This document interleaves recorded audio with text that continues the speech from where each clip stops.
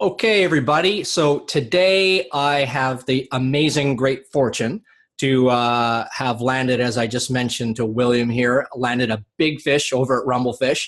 And so William is actually the senior music supervisor over at Rumblefish. So super, super lucky to have him here today with us. And he's going to talk all about micro licensing, which is the whole deal that this new module is coming out, and I wanted to do this great interview, if possible, with somebody in micro licensing, and I really couldn't have asked for anybody better to get than William here. So William Nix, thank you very much for doing this for me. This is for the community. Yeah, of course. This is great. Awesome. And so just quickly, so what do you do over at Rumblefish? What's your sort of daily job or like your role over there? Most of what I do is music supervision for Rumblefish. Rumblefish does both sides, meaning traditional sync and the micro licensing, which is what we're going to be talking about today. So I deal in both of those worlds, and that can be listening to music all day or sorting through music that's sent to me, parsing out metadata, determining where that best fits for our platforms, anything in between that. Right. Now, do you have other people also helping you out with this job? I mean, that's a big job, right? So. It's a big job. We have a music supervision department. Gotcha. Interesting. Okay, cool. Excellent. Okay, well, sort of moving right along here. So for the beginners out there, people who don't know what micro licensing is, I mean, most people are familiar with traditional licensing to TV and film. So what is micro licensing? Micro licensing is basically the counterpart of traditional licensing, meaning it allows for various social media platforms, web video platforms, mobile apps to offer a soundtracking license ability. So the same way people reach out in traditional sync to license music for commercials or videos, whatever it may be, now there's an option for that on the micro scale. Gotcha. Okay. And micro scale sort of being defined by budget or viewership, or a combination of those things, I guess? It's normally a combination. Normally it's budget. Micro licensing tends to deal a lot more with user-generated content, UGC, meaning people that make videos on YouTube or Animoto or like whatever platform they go through. So it is normally budget. Those licenses go for less than a traditional sync license would. Ideally, you get more of them. Right. So it kind of counters that out. But yeah, it means essentially like a smaller mobile web platform.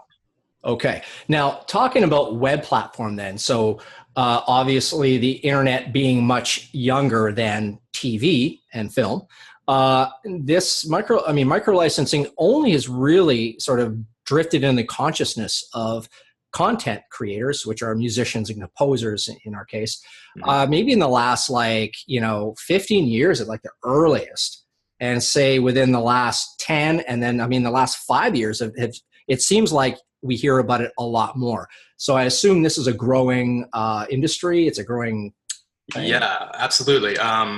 Like you said, in the past 15 years, it's just kind of started to skyrocket out. There are lots of mobile apps. There are lots of web platforms, lots of social video sharing platforms. We work with 10 to 15 just on our own. And there are many more out there. So it's definitely a growing industry. Interestingly enough, we're also seeing independent artists that are chasing these micro licensing opportunities kind of start to develop new genres for this side of the music. So the traditional licensing, you have people that make composers and big scores. Yeah. Typically, independent artists don't really do that. But now that there's a niche market for that, more independent artists are making trailer music or production music. So it's kind of interesting to see independent songwriters start to branch out in those ways because of this micro licensing availability. Wow, that's cool. Yeah. So it's really kind of like blurring the lines from the traditional. Right? Absolutely. Yeah. Huh. Interesting. Okay. So you mentioned 10 to 15 platforms. Mm-hmm. What are those? What do you mean by that? These are, you can go to a website like Animoto where you can post a video and then you get to select a song that's from our library to put on with your video. You can then use that video to post to YouTube, Facebook, whatever. There are a lot of apps and platforms like that. Vimeo, Shutterstock does that. Gotcha. Tango, Social, Stupaflix, Media, FlickTracks. Like they're just all independently operated apps and platforms. Gotcha. Which also includes, of course, YouTube and. That's right. Okay. Right. Okay. Now I understand. Okay. Cool. Awesome. And so, what are like the avenues? So you just talked about the platforms.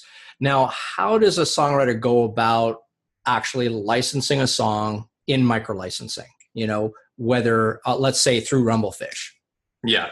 The way that happens is they come to us and they say, you know, we want to submit musics for your catalog. If we take that on, that then goes to our music supervision department. We'll listen through that. We'll sort it out based on the metadata that's sent along with the music.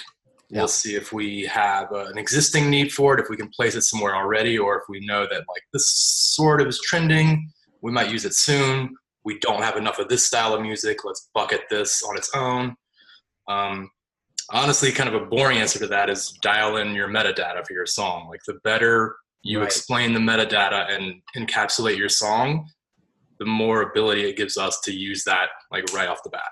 Right. That's something actually we teach in our course, The Art of the Song Pitch. Okay. Yeah. Metadata is critical, like for traditional and this. I mean, right. And a lot of music supervisors in the traditional sort of platforms in TV and film talk about like getting songs that are great, they're great fit, and then nobody put their metadata in and they can't find. Yeah, it happens a lot. Really? Does it happen to you too? Yeah, I mean, I understand why, because it's from people that are not, you know, maybe this is just a hobby. It's not their, like, they don't sit at home and do this all day, or they're not in the studio all day. So they just like think, I have a song, I'm going to sit it out and it'll do well. Yeah. Unfortunately, that's, you know, sometimes the case, but not always. Right. Okay, cool. And how are songwriters actually paid for their music? So they submit it to Rumblefish, it gets vetted, and then say it. So you would, now let me get this straight first. Do you place, you're the music supervisor or you run the department there. Do you place the music or recommend the music to these platforms, or is it mainly those platforms who are just kind of scrolling through your catalog and pulling songs? What's the... It goes both ways. Depending on how involved we are with the platform, sometimes it is like down to track by track recommendations. They'll say, we want a song that sounds like this, we want a song that sounds like this, or has this instrumentation, this kind of vocal lyrics. So we'll go through our library and like look very specifically for that. It then branches out to, we want a bucket of like 10 rock songs, 10 ambient songs, 10 electronic songs. We'll do that. Expanding further out to, we just want 1,000 rock songs. Right. So those are all still pretty curated. We also run an API to where these platforms can ping our services, and then they can kind of browse on their own through what we have to offer. Okay. So you kind of, yeah. There's usually a touch of human element to it. Gotcha. And that separates you, I guess, from, say, there's other platforms like, there's a few that I even use sometimes for just background music, right? Where I can go to just a library and just scroll through stuff and pick it.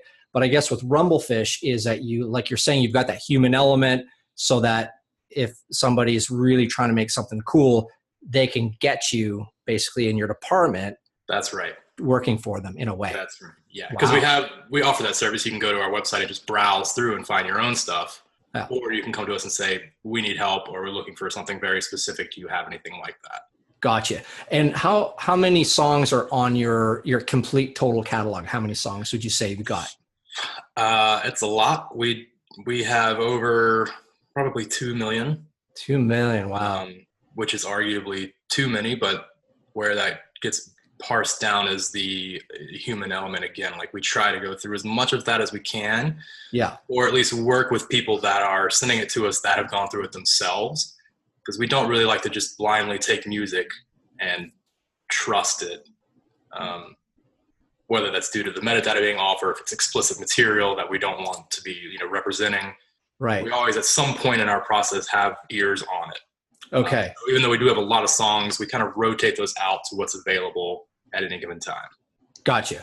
And usually also there's the whole element of production, which comes up a lot in my course and through me. And a lot of music supervisors complain about, like, that's the number one easiest mistake to avoid. It's like, produce your music properly. Yeah. But it's totally understandable, right? Because people are now, they got GarageBand, they got their laptops at home, and it sounds great when they first do it, right? They're like, wow, look what I can do for like $500, you know? Totally. And then, but then at the end result, it's they're not engineers, they're not producers, so they can only get it to a certain point. Is that like a big problem for you guys too, or like how do you weed that out? It's a big problem, and it's unfortunate that not unfortunate. It's awesome that technology is there to enable a lot of these people that won't normally be able to produce their own music to a certain extent that can now do that. Yeah. But it also has a counter side of, we get a lot of that stuff now. And it's unfortunate to, you know, have somebody send your music and say, like, I worked hard on this, here it is. And just like, so sorry, it just does not meet a standard that we're comfortable representing. And I'm guilty of that too. I play with GarageBand and I'm terrible at it. So like, I would never submit music that I make because it's the same reason. Like, the production value is just not there. Yeah. But you know. Yes. That's the difference. That's the difference. That's the difference. And sometimes people are looking for that. You know, sometimes people look for the lo-fi, like home produced stuff. Yeah. Not as often, but you know, I wouldn't automatically discount something because it doesn't sound amazing. Yeah. Definitely, it's a little notch against it. Right. Well, my bread and butter is producing music, or was, you know, and now I teach more about how to get music into TV and film. And my favorite, even when I was full on in music production, one of my favorite records was PJ Harvey's 4 Tracks, which was basically the 4-track cassette demo she did before she cut the album. I think it was for Dry. And man, the vibe on there is amazing, you know? Yeah. Or you listen to Bob Marley's Redemption Song or something. Yeah, I mean, there's a raw, like, emotional aspect to those kind of lower produced things, or like a simple 4-track recording that is hard to match with overly produced stuff. Yeah, or what happens sometimes is that they capture a moment which is really hard to recreate, right? They go back in the studio to try to recreate that moment that they had in their loft, you know, playing, and, you know, so... okay, that's interesting. Okay. And so can songwriters build their reputation by getting syncs this way, like in micro licensing? Because in the traditional world, what I really encourage people to do is get in contact with music supervisors. And in fact, in our course, we have a panel so that they get to pitch their music live and establish those first few relationships, because it's very cool. Yeah, well, it's super difficult to get through to music supervisors as a songwriter, right? Yeah. So we teach them, you know, how to target, and then how to pitch it properly, and then make sure the production's good, and all the steps. And then what they do is they get to literally pitch it to real music supervisors, like people who work at a high level every day. And the idea is not so much that they pitch it and they're like, I love your song, I'm going to put it into my show tomorrow. That's great. But it's to get a relationship, right? So they start to be able to brand themselves. So, you know, like William has got his music, he's doing it on GarageBand, and say he's awesome in GarageBand, and he submits the music, and they say, hey, this is great. Next time William emails said music supervisor, they're like, oh yeah, right, cool, man, send me some stuff, instead of, ignore. Now, how easy is that to do through, say, Rebelfish or in micro licensing at large? Or is it even possible? Like, does it just go into your library and it's just sort of anonymous artist thing? Or do they build reputations with you, maybe, if they're great? Or it works a little on both sides, because we have people that submit music to us on an individual basis, or we have other partners, labels, and publishers that send us, you know, 2,000 songs. Right. Ideally, they would know their artists. So at some point, it's kind of the same way with the human ear on something. At some point, we like to know the person or the artist that's behind what we're pitching for people. Cool. That happens a lot more on the individually submitted music for me. We have, you know, a few artists off the top of my head that have had really great success. And so now, sometimes when we get a pitch for something, we go directly to them and say, hey, we know you have great stuff. Yeah. Whether this is a micro license pitch or a traditional pitch, we want to see what you have, because we have good success with you. You tend to write good music. Another interesting way you can be successful on micro licensing is sort of the viral effect. Like if you get a song placed on somebody's video, more people see that video, then they'll say, oh, I want to use that track. And in turn, that just keeps rolling in this cycle. More people hear the music, more people use it for their own music or their own videos. Right. And you can kind of build a reputation in that sense, which we've also seen as well.